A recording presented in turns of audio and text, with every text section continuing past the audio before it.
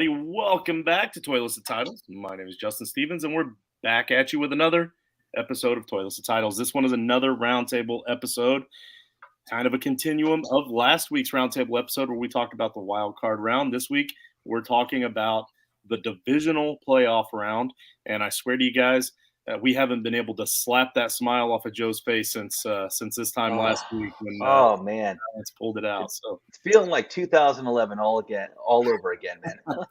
Congratulations, Joe. I know that Jason's a little envious. His team did not advance, and I'm a lot envious that my team didn't even make it. Wait, well, it is the playoffs. What time is Tom Brady playing? I mean, it's it's yeah. Well, I'm sure he had some there that he wishes he could have back, and I know for sure that those wide receivers had some that they wish they could take back. But yeah, definitely a rough game. But we got Rich in the house. He's watching from the office. So thanks for tuning in there, buddy. So yeah, so we do have a lot to talk about. I do want to kind of touch bases on a couple of things real quick. The first and foremost, guys, you got to check out this shirt. Look at this shirt. This is a Jonathan Taylor Colts shirt. This material is absolutely amazing. I was wearing it, and my wife gave me a hug, and she was like, "Ooh, that's really soft." I love it. I was like, "Yeah, run the damn ball, RTDB, run the damn ball," because they don't do it enough. But you know why this shirt is super soft? It's because where we got it from, homage, however you want to pronounce it. They only use the absolute best of material. They sent us a few shirts. I sent them out to a few guys on the team. John's got some shirts, so we kind of distributed some of them out. But you guys can go to our website. But real quick, I want to do the little read here. Homage specializes in ultra comfy, high quality looks, repping sports, pop culture, and more legendary moments. Learn more about them through our affiliate link on toylessedtitles.com. So enough of that little quick read there. And that is a really cool looking shirt. I love shirts like that. It looks there's super a lot of them. We might be able Mike, Dirty Jobs Mike might be coming on with us here in a little bit too. And I sent him one of them, kind of a pretty cool looking shirt. You guys will get a kick out of it when you see it. Cool. But, yeah. It's nice, comfortable cotton. I like it. Joe's going to have to get a Daniel Jones version of that shirt. Absolutely. Well, I know they have first. I know they have Daniel Jones shirts because Joey was definitely in the running for one. And so was Jason for a Tom Brady, but I just couldn't bring myself to do it. But the one that we got for Mike, he runs the show called The Blitz, and it says Blitz right on it. Like, it was just too perfect. I couldn't pass it up. Oh, yeah, I saw that picture. That's awesome. Well, you know what? Valentine's Day is coming up, and I'll just ask my wife if she can get me a Daniel Times shirt from Homage. Oh, I thought you were going to ask me to be your Valentine. Oh, okay. I got you. Backup plan. So, real quick recap from last week. We gave our predictions off of the point spread based off of how we thought the games were going to go. Last week's results were the 49ers were 9.5-point favorites. They won by 18. Everybody on the panel last week took the 49ers, and everybody won that matchup. The Chargers were 2.5-point favorites. The Jags actually won that game by 1. Jason, myself, and Coach were the only ones that won that one. We're the only ones that were brave enough to take the Jags. And I say brave enough, but we all knew that was going to be a close one. The Bills were 13.5-point favorites over the Dolphins. We all chose the Bills, and we all lost. Dolphins surprised us. It was a good fight. It was a good battle, but the Bills ended up winning that one by 3. Vikings were 3-point favorites. And the Giants, Joey's Giants. Do you want to talk about that game for a little bit? I know I keep jumping into other things here, but I feel like I haven't given you your time to shine here. No, I'll suck the oxygen out of the room a little later. Get through what we got to get through. All right. But the Giants won by 7, and Jason and Coach actually won that. So I guess Joey wasn't too confident in his Giants, at least not to cover, but let alone win. I wasn't going to jinx anything. I can respect that. The Bengals were 9.5-point favorites, and the Bengals did win, but they only won by 7. So we all lost that one because we all took or gave up the points on that one. And then, of course, the Cowboys, 2.5-point favorites. And the Cowboys ended up winning by 17, so they more than covered the spread. And Joe, myself, George, Mike, and Jason all won that particular bet. So the overall record, pretty interesting here. Jason is in the lead. Jason is leading all of the panel with a 4-2 record against the spread. Myself and Coach are right behind you, just one game behind you at 3-3. And we only have 4 games this week compared to last week's 6. So it's going to be harder for us to play catch up. And then Mike, Joey, and George were all 2-4 against the spread. And Nino kind of bringing up the rear there at 1-5. So I'm not really sure if we're going to see Nino tonight or not, but I may reach out to him to get his picks as well. But yeah, what were some takeaways from this super wild card weekend? Because this is only the second year of having 7 teams in the playoffs. So what do you guys think about that? I mean, we should let Joe start. I mean, biggest upset of the weekend. Although I believe I called that big time with saying that the Vikings were a fraud and that we'd see it. And pretty much I guess 4/5 of the rest of America too. I think we're calling them frauds, or at least certainly everyone else in the NFC North who were not Viking fans. But I felt bad for them actually. But go ahead, Jason. No, I was gonna say it's very tough to be a fan of a team that goes 14-3 and it's a one and done and you're out in the first round of the playoffs. Like it's gotta be pretty brutal because they've had a lot of highs this year coming back from against Justin's team down. What was it, Justin? Far too many points that they should have compared. 33-0, I believe it was. Yeah, sorry to make you relive that, but they came back from 33-0. They shouldn't have won that game. There's a lot of one-score games where the ball bounced in their direction. I think they ran up against a team, one of the teams that could match up with them. Defense against their offense. They shut Justin Jefferson down as much as you can shut Justin Jefferson down. And Kirk Cousins looked like Kirk Cousins in a big game. So, that's what I'm going to, it's not like he was bad. He wasn't good enough to beat the Giants. And I'm, to talk about the Giants, I'm gonna turn it over to Joe, who's should be gloating here and beaming like he is down there. Yeah, oh no, I'm definitely beaming. I don't gloat, or I'll tell you one thing. I don't, even if we beat the hated Eagles, and that's the team that I despise the most because they always kick my team's butt for the past 30 years. I don't spend any time dancing in someone else's misery. I celebrate my happiness and my exuberance for that's what I like. But listen, Kirk Cousins was not the problem for that team. Yeah, he didn't do enough, but there's only so much you could do. That defense wasn't very good. It's not like the Giants' offense is. It's been an efficient offense in terms of getting when they're in the red zone. Getting to the red zone's been kind of a hard part throughout the season. The offense has been clicking better. The quarterback is definitely looks in control of the offense. They finally have stability at the wide receiving position, even though it's not great. There's stability there, and that's what they needed. But still, the Vikings, if they beat the Giants, they were going to get clobbered by the next big three, whether it was Eagles, Cowboys, 49ers. They were only going to make it past the Giants anyway. So I felt it was an evenly matched team, and I wasn't surprised by the outcome. If I were betting on it, I would have went with the Vikings. Giants are a young team, but I wasn't surprised by the outcome. But now we got the big boys, coming up in both conferences. You got the Giants and the Jaguars, which are kind of like sister programs in terms of their development where they are. But you look at the remaining 6 teams; these are the big boys we're getting to. But it was an exciting weekend, even besides my game that, of course, I was happy about. Man, you had some crazy games out there. Just crazy Bills, Dolphins, Bengals, Baltimore. So much to talk about.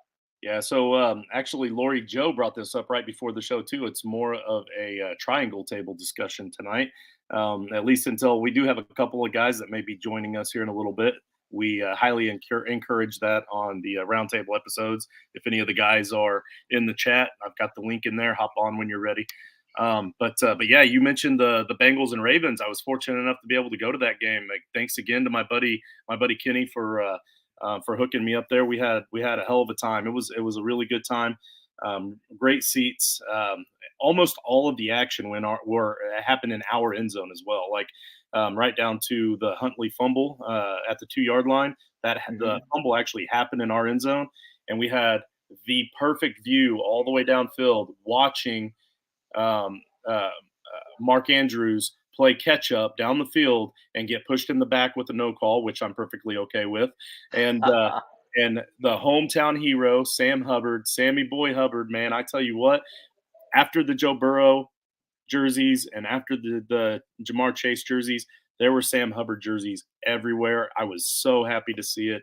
Cool yeah, beans. I mean, him being from Ohio and Yeah, and playing all of gotta his love it. in Ohio, like it was awesome to see the hometown boy be the hometown hero. So yeah, it's a lot of exciting football. Like you guys said, like every game, even the one blowout with the 49ers was really close all the way into the start of the third quarter. Yeah. So, Yep. It was a great opening round of playoffs. Uncle Steve, Thanks, congratulating you. Steve. Thank I you so don't much, my friend. Really appreciate it. I don't know if he wants me to mention his name on air, but this is one of my former students, so appreciate you tuning in, buddy. So it was a great weekend of football, and then we got to Monday night. So well, okay. yeah, I mean, look, Monday night wasn't actually fun football for anybody who. I mean, it wasn't a good football game. If you didn't like Tom Brady, you were happy. If you liked the Cowboys, you were rooting for it. Other than that, it was a pretty boring football game from beginning to end. You know, the Cowboys put up some explosive plays.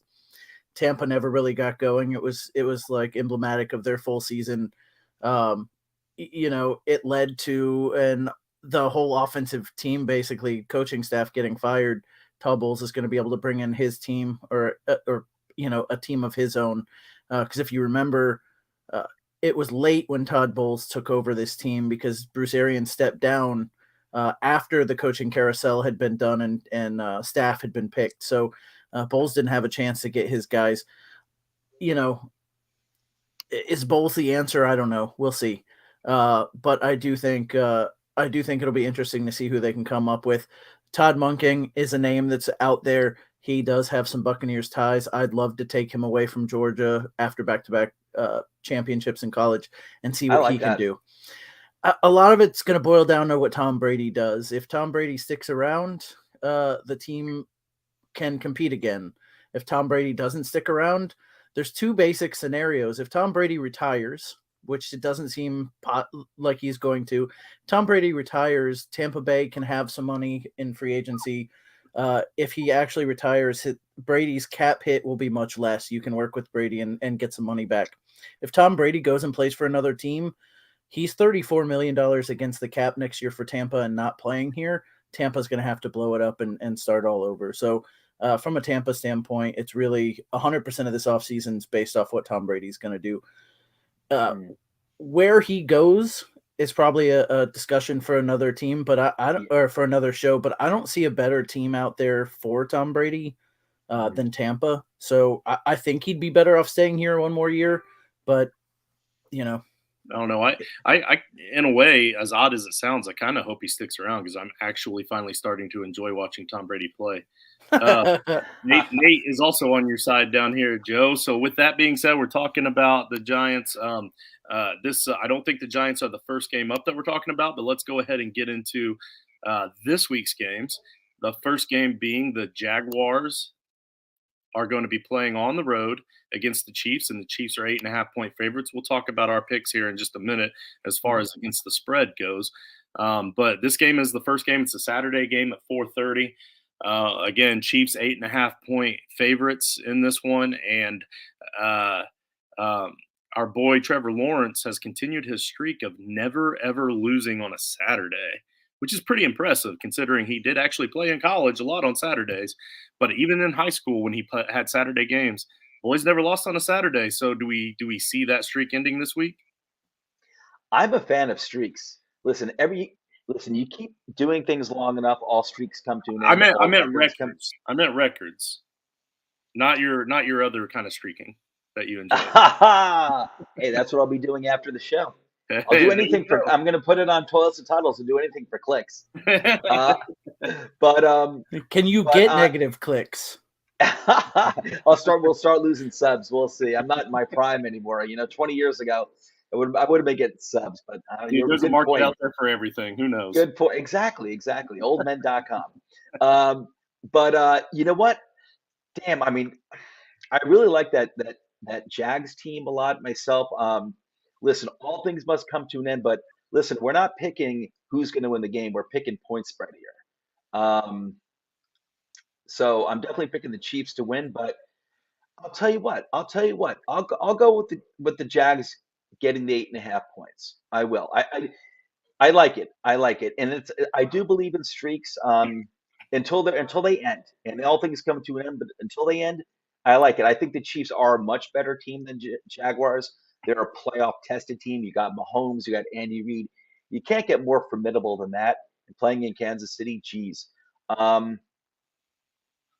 changed my mind. I'll go with the Chiefs laying the 8.5. I think it's too much, and all things must come to an end. So I flipped on a dime. Steve does bring up a good point here that I forgot to mention at the top of the show because I was really excited to show off my new shirt. But we did actually draw the lines on this at midnight last night. So anything that's adjusted or changed would have been from midnight last night. So very high likelihood that you're correct on that, Steve. But anyhow, so what are we looking for in this game? And what I mean by that is we do have some prop bets that we popped up down here at the bottom of your screen. For those of you that aren't watching on YouTube, you can check us out on youtube.com/toiletsandtitles. Please give us that subscribe. And also, I would like for anybody that wants to play along to kind of punch in the message there off to the side. Anybody that gets a perfect 4-0 against the spread this week will be put in a drawing for a free entry into the Frankenstein Listeners League next week. If you get a perfect 4-0 in the comments on who you're taking this week, I will cover your entry fee for the Frankenstein Listeners League. Just make sure you drop it in the comments for us. But so the prop bets here that we're going to be going over, we got an over/under 52.5 for Patty Mahomes. Over under 52.5 total points for on the game. So Jason, are you going over or under on this one?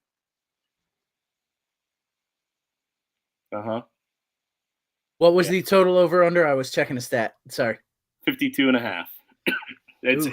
It's definitely the largest. All four of these games have a high over under in my opinion. But this one is the biggest. I'm gonna go over. I'll go under. Yeah, man, that's a lot of points, and it's a lot. Yeah, man. But you think both of these teams are gonna score a lot of points, so that's what 26. I know what I'm taking. Yeah, I mean it could be like 30-21. Like that's totally, which would just be a shade under 30-23. Yeah. Like it makes sense. It's certainly capable. But it's a lot. It's a lot. I think I'll take the under. I know it's a lot. I'm going to take the over on this. So if that ties or busts any tiebreakers there, Mahomes over under is 310.5. Looky here. We now have it as a square table discussion. We got our boy Richie. Richie's in the house. He's not in his house. He's in the house. What's going on, Rich? What's going on, guys? Can you hear me good? Oh yeah, loud and clear. Okay. All right. I apologize for jumping on late. I thought I'd be at home to jump on, but I'm just going to go ahead and jump on from work. So it's all good, homie. You can jump right on with your divisional foes, the Chiefs. Here, we're talking about the over/under for Pat Mahomes, 310.5 against the Jags. What do you think? You're talking about passing. That's the over and under on passing. Pat Mahomes. Yep, that's a lot of yards. You know what? I'm taking over. That's fair. Jason? Oh, it's over. You give me 350, I'd go over. Okay. I'm going to take the under. See, I was thinking it was kind of low too. I think I'm probably going to go with the over as well. I don't think 350 sounds like a lot, but it is the playoffs. Yeah, I could see them I'm going to go with the under. I think there might be more in the running game there than we might think, and that and I think Chiefs are going to have a pretty good lead throughout, and they can. I think they can. They don't might not have to pass the ball that much. So So Nate, I'll kick off Lawrence. I'll go with the over on 250. I think he's going to have to. well, hang on. Let me jump back over to Pat real quick. Patrick Mahomes in their game earlier this year was 26 for 35, 331, and 4 touchdowns. So he hit the over in their first game of the season. Yep, that's fair. That's fair. Nate is our gambling guy, our resident gambler with our boy that's actually in house here, Rich. They do. As a matter of fact, go ahead and talk about dollars to deuces. So so Dollar Deuces, we have our weekly episode where we go over all the spreads for every game. We go through and we pick what we take the minus plus. We go down the whole list of every game, and then on top of that, we put player props from some of the games, and we try to choose the best ones that are going to hit for everybody to be a little bit more confident. And then at the end of the show, we do a long shot. We do a long shot of the week and everything where we get a little bit more dangerous and stuff like that. If you really want to try to persuade, to put a little bit of money down and win some more. With that being said, we have not hit a long shot this week because we go very deep. Long shot. So Steve is plus the points on 3 games, all but San Francisco. It's the only one he's given the points on. So, all right. So we'll move this along a little bit more. Actually, I want to jump straight to the Jerick McKinnon anytime touchdown because, Rich, you might be able to help me out here. I'm not real big on the gambling stuff with DraftKings. What exactly does that mean if it says that the betting line is minus 120? The betting line is minus 120. It's just the odd and stuff like that. The lower the minus is, the you ain't gonna win as much money and stuff like that. The higher it is, if it's once you start getting into the pluses and everything, so minus, you actually lose money if you're putting something on a minus to a certain degree and everything. It's a little bit more trickier and stuff like that. Now Nate and Abe, they're a lot more savvy as far as that aspect, as far as kind of giving them more details and everything, but you ain't gonna win as much if you're going on the minus. You'll win a little bit, but so you'd have to bet $120 to win 100. That was my understanding, right? Is that cool? Gotcha. Makes Thank sense. you for clarifying that for me. Yes, sir. But I mean, McKinnon has scored a touchdown now in like 874 straight games for the Chiefs. So, I mean, do we see that streak continuing? That is true, but you got to also remember, CEH is they brought him off the inactive and stuff like that. He might have some opportunity in this game. I'm not saying they go heavily on him and use him much, but I will give a little insight on my long shot of the week. I did pick certain running backs for certain teams to score as far as a rushing touchdown for the teams, and my pick was Pacheco scoring the rushing TD this week, where McKinnon is going to do it more from the receiving game. I could see him doing it in the rushing game. He's proven that he can do that. He's had a stellar season so far with the team.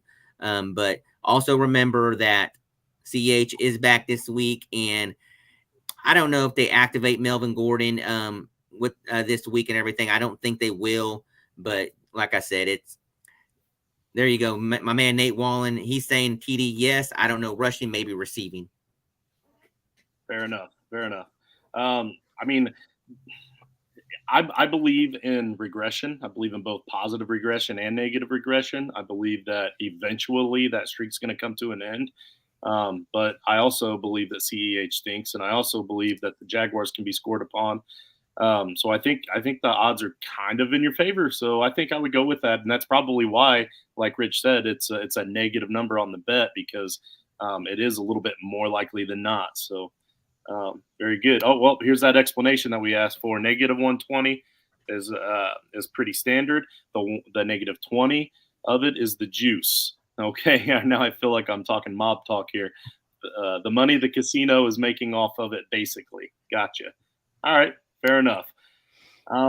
let's go ahead and roll forward. Next, we have the Joey's Giants. Did we all do picks for that game, or are we doing that at the end? Oh yeah. We got to do that. So the Chiefs are giving up 8.5. So who believes that the Jaguars are going to cover the 8.5? All right. So Joey's the lone wolf. Now let me say, this was the Jaguars' biggest loss in the regular season. It was by 10 during the regular season. The Jaguars are a much better team than that now. How that factors in as far as playoffs and the Chiefs being better in the playoffs, the Chiefs having the experience in the playoffs, I don't know. But I'm going to say, for me, I'm going to take the points and the Jags. Yeah. Oh, I get you. I'm just going to go with. I do think it's going to be a good game. I wouldn't be surprised if it's like when we get to that. I'm pretty much going to say the same thing with the Giants and Eagles game. That kind of like a good game throughout, close game throughout, and then kind of like maybe like middle of the fourth quarter, the better team pulls away. Maybe like a 10-point game, something like that. Put it away. So I'm going to go. I'll stick with the Chiefs laying the 8.5 points, but I think it's going to be a good game. I do. All right, and Coach also took the Jags, by the way. So, for what it's worth. All right, so Joey's Giants. I've been excited to hear Joey talk about this game. I know Joey's excited to watch this game. I also know that I'm the only one that actually calls him Joey around here. It's Joe Knows. Joe knows. Joey's. I always like Joey. I respond to Joey. Totally cool. Joe knows on. He knows his Giants. We just recently had an all Giants episode. You want to tell the people about that? Yeah, well, we've relaunched. I guess like a dedicated launch now to New York Giants Corner, which I originally launched like about a year ago, and it was just kind of like I just never really dedicated time to because of just other episodes going on, just other commitments and just work and stuff like that. So I never wanted to overcommit myself. And so, but now, and I should have, because I had a feeling when the Giants went with their new front office and changed everything, I'm like, I like this coaching staff a lot for the Giants, and I should really start this show now because I think there's going to be a lot of positive stuff. Wasn't necessarily expecting playoffs or anything like that, but just good direction. And I should have done it then, but like I said, I didn't want to overwhelm myself. So doing it now. Joe, drop the leash, our other in-house Giants fan here at Toss of Titles, texted me earlier this week. He's like, dude, we got to talk Giants football. I said, you know what? You're right. Let's do it now. So we, loaded up New York Giants Corner. So every Wednesday night at 8 p.m. going forward, whether the Giants win this weekend or lose, it doesn't matter going forward. Joe and I are going to be doing a Giants episode every Wednesday night at 8 p.m. And that's that. So New York Giants Corner here at Toilets to Titles.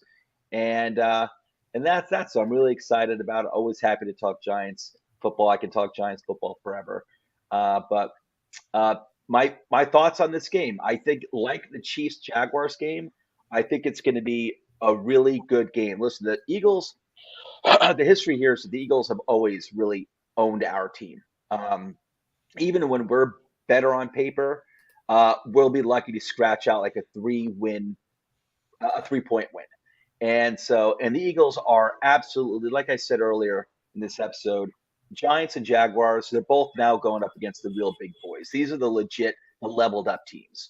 There's no more Minnesota Vikings teams like that. You got the Bengals, the Chiefs, and the Bills in the AFC, and then you got like 3 great quarterbacks over there. In the NFC, you've got very well-rounded teams, and especially on the defensive side of the ball with the Eagles. You could be right, Mike. The Eagles, the Cowboys, the 49ers, these are the big boys. They're leveled up. So this is also a difference between this game and the Jags Chiefs game is that this is also a divisional game, and they kicked our rear ends earlier this season. We're missing a lot of key players on our team, and we don't have the depth to miss anyone. We just don't. Eagles might have been missing a player or two, but we couldn't miss Adoree Jackson, Xavier McKinney, Leo Williams, and I think we were missing someone on offense as well. I forgot who it was, but anyway, we can't afford to lose anyone. So I think we'll be a little better there. And I'm not putting too much stock into that last game of the season. Giants basically mostly played their third rounder. They're all their backups for the vast majority of the game.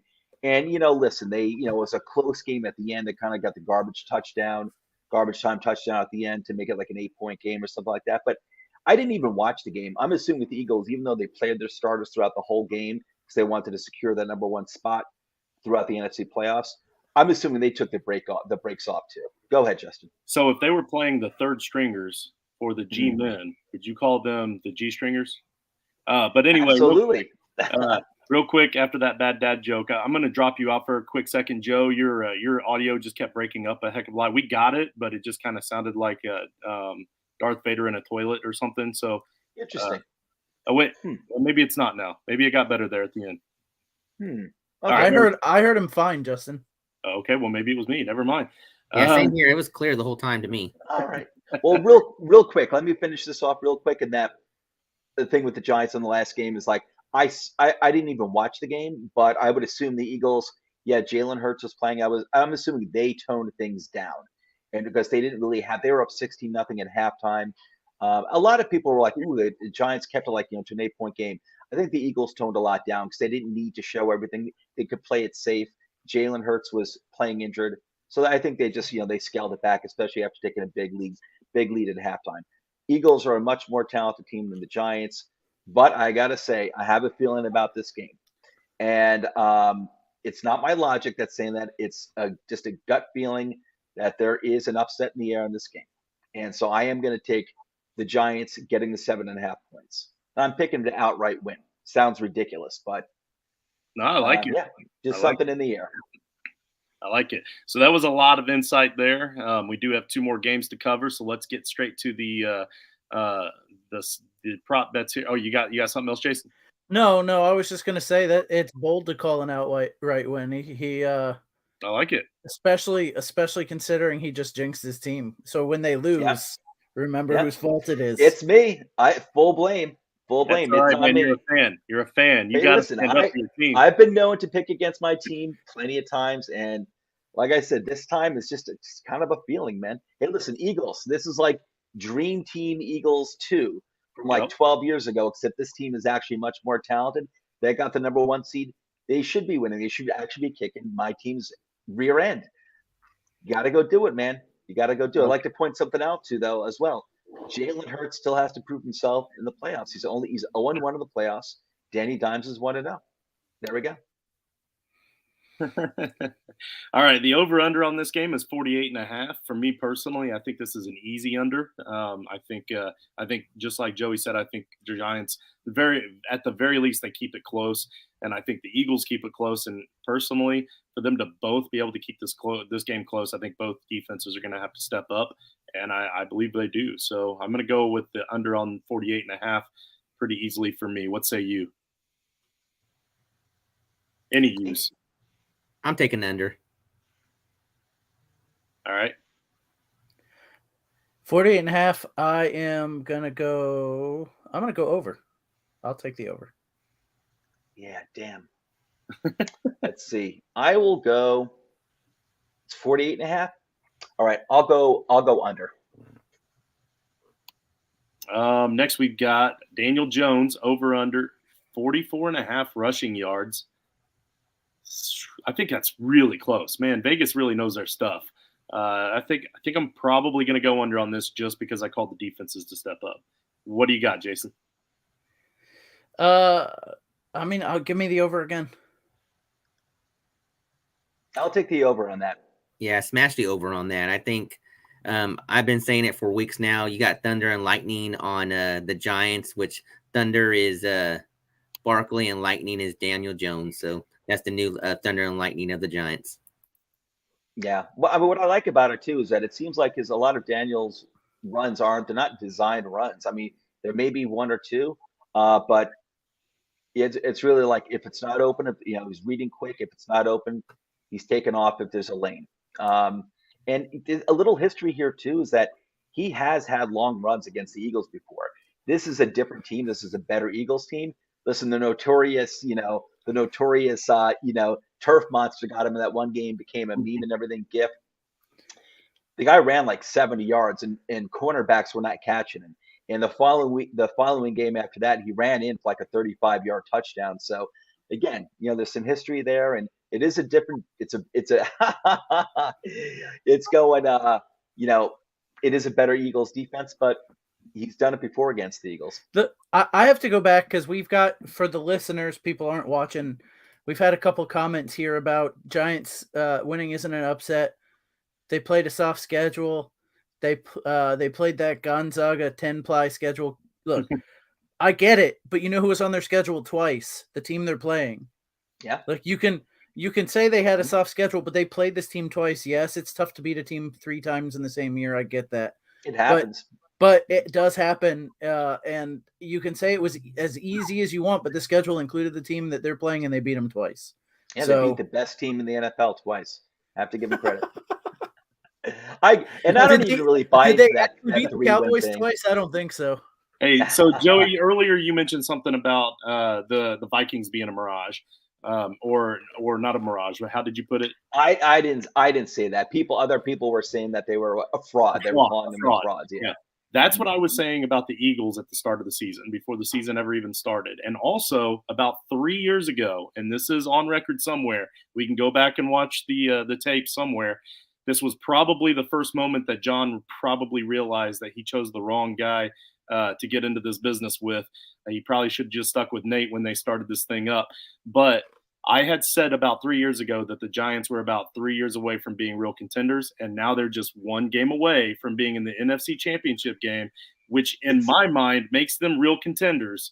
So it blows my I'm not mind. saying the Giants are going to win this. They're definitely going to spread, but I would not be surprised if the Giants won. Hey, listen, I wouldn't be surprised. Here are the options that I see in this game, and I said it last week for the Minnesota game. Either the Eagles blow them out, which I don't think is going to happen, but it's certainly possible. Like, I won't be surprised if that happens. It's realistic. Like I said, they are significantly more talented than my team. So Eagles blow them out. Eagles win by a little, or Giants win by a little. Giants certainly are not going to blow them out unless the Eagles just blow themselves up. Fumbles, Hurts ruins his shoulder. Minshew comes in, and Minshew's not even a bad backup either, let's be honest, but a lot has to go wrong for the Giants to win big. I don't care about a big win. They could win by a missed field goal. I don't care. But man, it hit me earlier today. I even sent out some tweets about this, just to nobody, but just sending it out into Twitterverse, just saying that I can't believe that, about 30 hours from now it's like, 27 hours from now, 11:30 p.m. tomorrow night, I could be talking about the Giants being in the NFC Championship game. It blows my mind. Hey guys, and I'm not going to feel horrible if we lose. I just love the direction of this team. I want to win. I just love what this team did this year. Our square table, our triangular table that became a square table is finally becoming a circle. We finally have a round table here.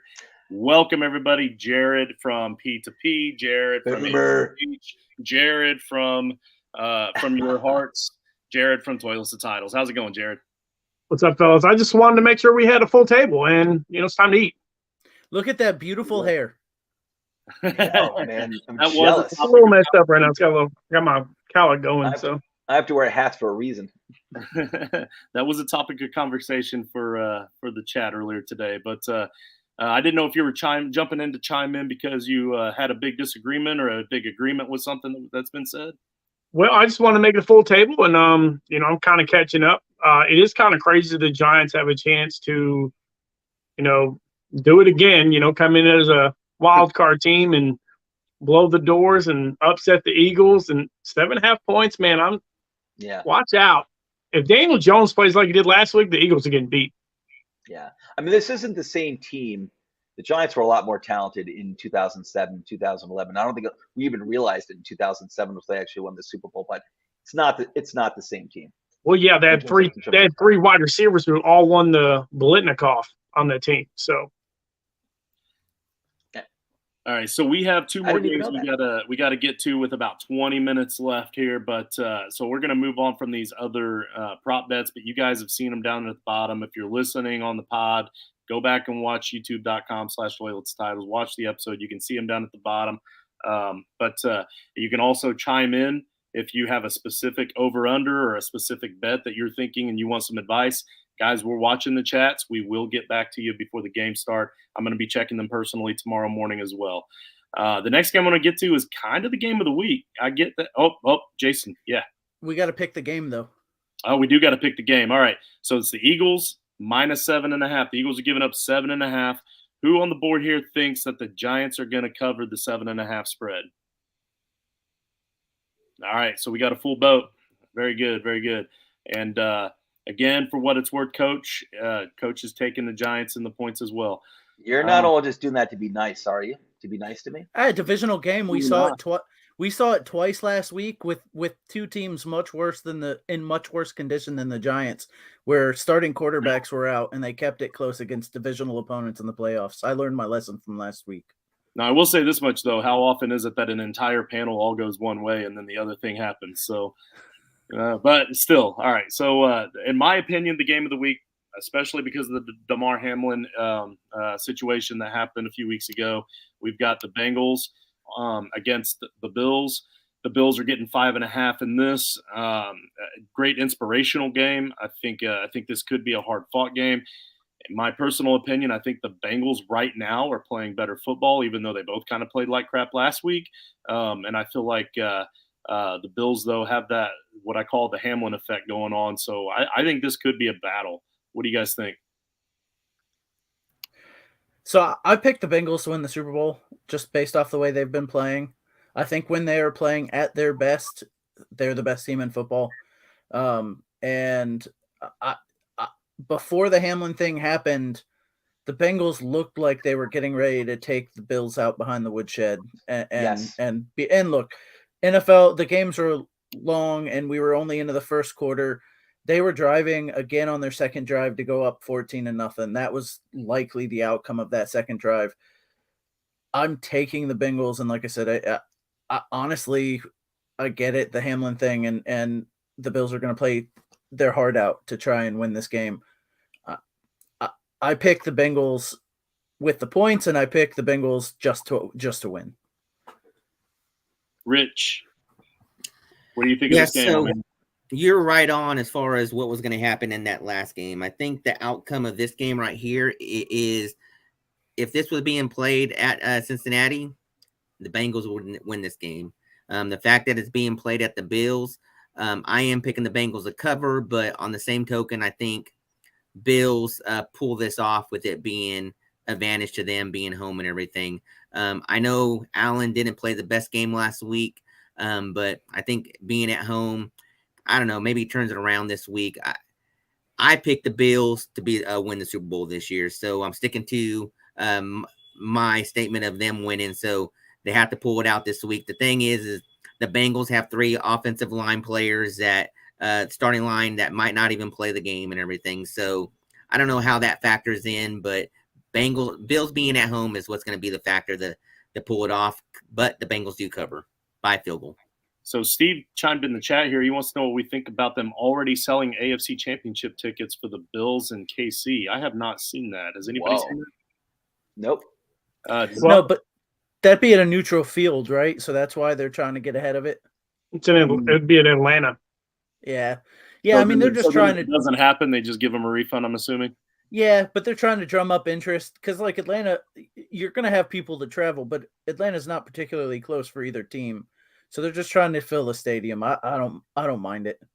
All right, now we have Pennywise Georgie is George down the drain. What's going on, George? Not much. Just leaving Cracker Barrel, driving home. But I figured I'd just log in real quick, say hi to you guys. And yeah, George was down there working hard trying to get us a sponsor at Cracker Barrel. #, not a sponsor yet. So actually, we are officially sponsored by the apple butter. They said that they'll sponsor us with the apple butter proceeds. Anytime we go to Cracker Barrel, it's free apple butter from now on. It's because it's the name of the podcast network. It just fits right in, that apple butter, man. All right, so while we have Jared down there, he's going to look at those prop bets down there and think of the one that he wants to talk about next. I want to bring up the Gabe Davis prop bet. It's a +160 anytime touchdown. The reason I want to bring it up is because of Pat McAfee. He said he's going to donate $85,000. We don't know the charity. I can't remember. Nate brought it up. He couldn't remember. If Gabe scores a touchdown, he's donating $85,000. A lot of people out there kind of like to believe that there are conspiracy theories and stuff like that out there in the NFL. I don't personally think it's scripted. I think there's way too many crazy things that have happened for me to ever believe that. But on the same token, if it's the right way, I can see them targeting him a little bit more just for the hell of it. So, does anybody else think that Gabe is going to definitely get that touchdown? I just want to say real quick, George, if you can see me, drive back to Cracker Barrel real quick. Show them that I'm wearing a Cracker Barrel hat. Maybe that'll get us a sponsorship. Bought this at Cracker Barrel up in Maine back in June. I absolutely love it. Hey, I know that Mike is watching right now. Mike, I need you to crop that whole section out about us talking about Cracker Barrel, and we need to send that in to their marketing department. Is Gabe Davis getting this touchdown or what? Because Steve, Gabe Davis is a beast in playoffs anyway. So yeah, they nicknamed him Playoff Davis, Playoff Gabe, Playoff Davis, however you want to call it. He shows up in the playoffs. I like it. Now it's a plus 160, so that's better than a minus 120 bet, right? 100%. Okay. All right. I'm still trying to get the hang of the pluses there. I get over and unders. Those are pretty easy. Jared, did you see a bet down there you want to talk about? I'm trying to pull it up. I want to talk about the game in general because so the Bills, the first 10 games of the season, allowed 17 points per game. The last 7 games of the season, they've allowed 24 points per game, right? I think if Lamar's in the game last week, it could be a different game for, but, and then if Tua actually is in the game, I think that's a different game. So which teams are going to show up? The ones that we expected to be in the Super Bowl, fight for the Super Bowl, the ones that played last week. That's my biggest issue. And that's 5.5. I just have a feeling that the Bengals are going back. I don't think that the Bills can stop the Bengals' rush offense. Not the pass. It's the rush that's going to hurt them this week. For sure. I'm with you. I think the biggest issue is going to be Josh Allen and turning the ball over. That guy, as good as Josh Allen is, he leads the league in total turnovers. And he had 3 of them last week between a fumble and 2 interceptions. If Josh Allen has 3 turnovers against the Bengals, it's a wrap. Bengals win that game and they win it going away. It will not be close. Yeah, and guys, this Bengals defense is not a defense that any of us grew up watching. So, or our fathers for that matter. Like this Bengals defense is much better than they have been in the past. I saw that look on your face, Jared. What'd you see? I mean, I'm just a little shocked that you said it's going to be a blowout. I mean, whether it's scripted or not, it's at Buffalo. I mean, so it ain't going to be a blowout. All right. I mean, let's just. Yeah. Joey, until Josh Allen isn't on the field, they got a chance. Oh yeah, right, so, absolutely, same for sure. I don't think it's gonna be a blowout. I just want to give my pick on this. Who's our Diggs, by the way? Yeah. Well, listen, Bengals do have a good defense overall, though. But they allow at least 2 long touchdowns a game. I mean, the freaking they can make up for it too. The Ravens had a 40-yard touchdown last week. Yeah, Huntley almost. Had he gotten in on that, he wouldn't have been there to fumble. But that was a long play. That was an amazing play. Yeah. Listen, I'm going to go with I originally had the Bills going to the Super Bowl against the Cowboys. I am going to switch it to the Bengals as well. I think the Bengals are a more well-balanced team, and they are the defending AFC champions. They proved that last year against, I don't think any of us were picking, even when they made the playoffs, I don't think anyone was picking them to go to the Super Bowl, and that's impressive. And listen, Bills are a tough team. I'm not trying to take anything away from them, but the Bengals have just looked great for the past 8 to 10 weeks, and just really, really good. And I got to roll with them in Buffalo. I think that the DeMar Hamlin game, I think, was that in Buffalo or was in Cincinnati? That's right, Cincinnati. It is in Buffalo. Listen, home field advantage, I think, does mean something. Not all the time, but I'm gonna stick. I am changing it to Bengals. I'm gonna go with Bengals. So I'll take the Bengals, getting the 5.5 points, and the Bengals straight up. All right, so let's just go ahead and pick then. So we've got the Bills are 5.5 point favorites. Who believes that the Bengals are going to at least cover the 5.5 points? So again, that's everyone. I kind of thought that one might get a little bit of a split. So let's see. Before I move on to the last team here, or the last game, I do want to throw out here because I forgot to mention it earlier. Don't forget our Patreon, guys. That's patreon.com/toyless-titles. For what it's worth, I have had some Patreons in the past that actually recently that have reached out and are kind of wondering some of the things that we have in store for some of their donations. And a part of it is going to in about a week and a half when several of us are going to be meeting up in Alabama for the Senior Bowl. So we got some big things in store there. We got some great interviews that the guys, Nino and D Now, have been setting up some great interviews for us. And we know that Jared's going to show up and perform and give some of those interviews. So yeah, we got a lot in the works, a lot of stuff that we're purchasing for that. So your donations are greatly helping. We greatly appreciate your support and all the love. It's patreon.com/toyless-titles. And time for the last game. So where I thought that the Bills and the Bengals would be the game of the week, I think Coach might argue a little bit on that one, being a Cowboys fan. His Cowboys are facing the number 2 seed 49ers at San Francisco in what I believe is going to be a really tight matchup. This is the closest point spread for a reason. And as much as I've been touting the 49ers, even with Brock, and Brock has outperformed what I expected him. Don't get what I'm not saying. I'm not saying that I thought the 49ers are going to get this far with Brock, but they have been a talented team all season, no matter the quarterback. But I've kind of been on this Cowboys kick all season, and maybe it's because John has gotten me on there. But man, I think this is going to be a tight game. I think this is going to be a fun game to watch.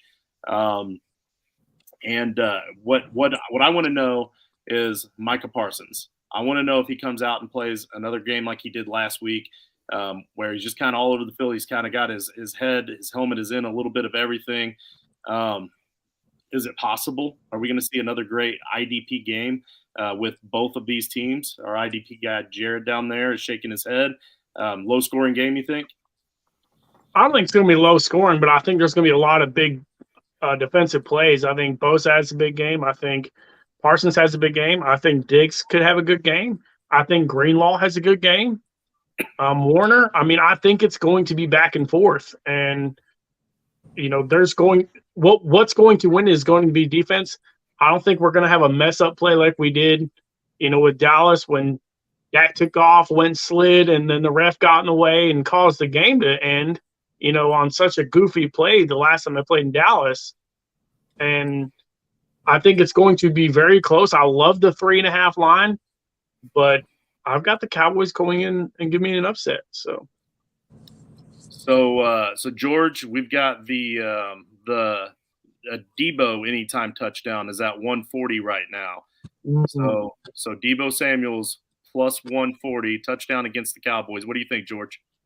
I think it's a pretty good bet. I've been on record. I think the 49ers are going to go to the Super Bowl. So I've got them winning this game. But I think, honestly, this game is more a NFC championship game preview, because I think whoever does win this game will ultimately end up in the Super Bowl. I believe both the Cowboys and the 49ers are better than the Eagles and the Giants. And Joe, no offense. I'm with you. I think they're more complete teams. I think this is going to come down to a turnover battle. If Dak doesn't have any turnovers, the Cowboys have a very good chance of going to San Francisco and winning this game. But I'm expecting the pressure from the 49ers to get there.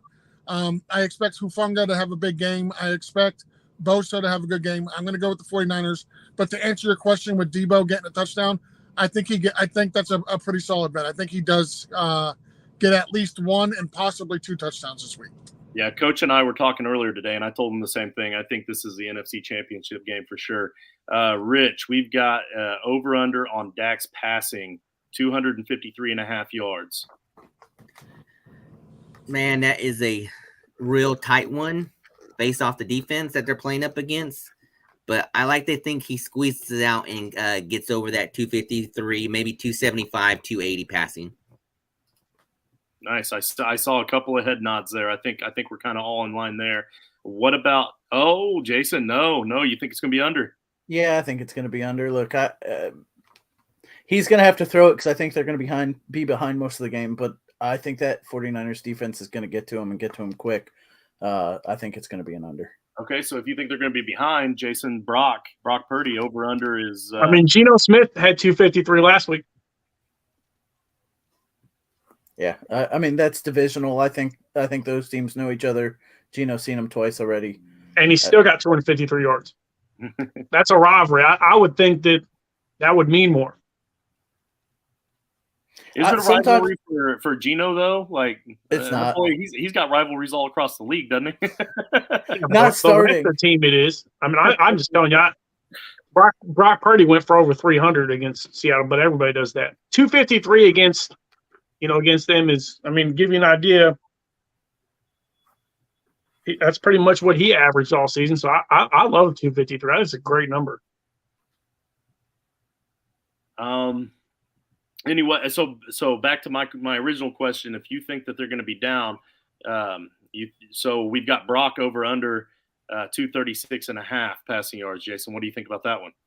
I think that's under too. Honestly, being ahead as a 49er just means letting Christian McCaffrey do his thing. Now, some of that's going to be receiving out of the backfield, but a lot of that's going to be rushing, and I think that's where they're going to eat. Like Micah Parsons, we talked about Micah Parsons earlier. You're never going to take him out of the game, but they're also not going up against a bad Buccaneers offensive line where inexplicably they left him one-on-one the whole game. That's not happening against this 49ers team that's well coached. So Steve thinks that we're really overlooking Philly. I mean, very possible. They are the 1 seed, but in my mind, it's kind of like how the Titans were the 1 seed last year, where it was like, okay, they just kind of backed into that 1 seed just because of the way things happen. But yeah, so go ahead. I think the Eagles are as talented as anybody, and they're as well balanced as anybody. And that's why I really like these NFC teams a lot, is that I think they're really stacked on both sides of the ball. Maybe one team's a little stronger in the defense as opposed to offense, but very well balanced team. But the thing is, to me, and I made this point too, is that I'm picking Dallas to go in an upset. So I'm taking them straight up, taking them with the points. And for me, it's about Dak. If Dak can be, what he normally is throughout his career, that is a highly productive quarterback, and not what we saw when he came back from injury this year, I think it bodes really well for him, because Purdy's been great, and I think he can have a really good career, but he's still a young quarterback. He had a great game last week in the playoffs. He got his first win. But he's still young. And the same thing actually goes for Jalen Hurts as well. So, I mean, I wouldn't be shocked if the Eagles run the table and go to the Super Bowl. And same thing with the 49ers. But I like the balance that the Cowboys have. And again, if Dak can be normal Dak, where he's a highly productive quarterback, I think that's going to be the difference. I'm not saying it's definitely going to happen, because he's had a bad year. But if he is it's going to be harder than last week, definitely. But that's why I'm going with the Cowboys, and they're still my NFC pick to go to the Super Bowl. And I'll just sign off with this: if the Giants pull off that massive upset against the Eagles, this game was already, I think, going to be the game of the week. It's going to be an absolute bloodbath, because they're going to be destroying each other to get that home field advantage against. They're both going to they're going to be dying to play the Giants. Yeah, that's fair, because this is going to be a lot easier if they're playing the Giants. This is going to be the last game of the weekend at 6:30 on Sunday, so that's fair. The last prop bet that I want to talk about, I've got to throw this one out there because I think this one's a no-brainer personally, is that Tony Pollard over under 70.5 combined yards. I think it's obviously going to be over, like by quite a bit. I'll take over. I get the defenses, I get I get Bosa, I get all that, but that's why they're going to have to get creative. And if they're going to get creative, they're going to do it with their biggest weapon on offense. And yeah, I said it. I think he's a bigger weapon than CD, just because he is that two-dimensional tool. Obviously, CD's a better wide receiver than he is a running back, but overall player, I think that he's the weapon that they're going to have to utilize. So that over 70.5 yards overall combined yards for Tony Pollard. Is anybody out there looking at that and taking the under? I mean, I like the under. I like the over, but the fact that you said Tony Pollard's a better player than CD's, we got to talk about that. Yeah, I think just as far as the weapons go, just being that Swiss Army knife, being the guy that they can trust him to do anything from anywhere on the field. I don't think they can necessarily do that with CD. You knew an OU alumni was going to have a little something to It say has about nothing to that. do. He's 1,300 yards receiving this year. Hey, I agree with you 100%. I agree with you 100%. I think Lamb is the superb player here. My few dynasty leagues also will let you know that I love CD. I'm just saying they're gonna like it's. I can tell me this: who's more valuable in dynasty, Pollard or CD? Okay, yeah, sure. Enough said. I'm done. That's all I got. I will say, I agree with you, but the 49ers are going to have to try to shut people down. I feel like that it's going to be easier for them to shut down CD than it will be for them to shut down Pollard because of the way Pollard is used. Yeah, same here. I think you stack the box and put the pressure on Dak and the running back. I mean, sure, they could try to do that, but then you still got Pollard rolling out. That's what I'm saying. Like they can use him anywhere. Justin, just for reference, 70 combined total yards. Tony Pollard has had only 5 games all season under 70 total combined yards. All season. He's had 12 games this year with over 70 rushing yards alone. So yeah, that's a bet that if you want some free money, I mean, go ahead and smash that over. Yeah, for sure. All right. The 49ers are 3.5 point favorites. Who here on the panel think that the Cowboys are going to cover that 3.5 points? So we got Rich, Jared, and Joe.